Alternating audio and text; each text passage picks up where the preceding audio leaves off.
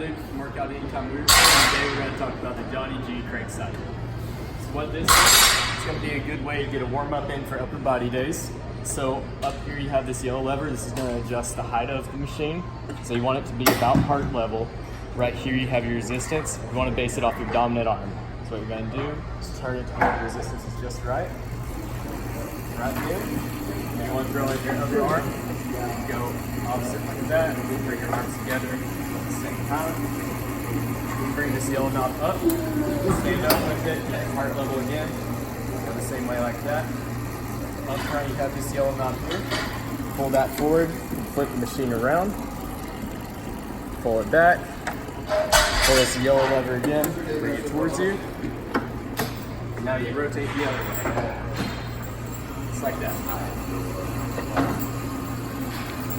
So that's how you use the shoulder crank. If you have any questions about that, set up a success session with a trainer. Ask one of the trainers in the blue shirts any questions you have with that.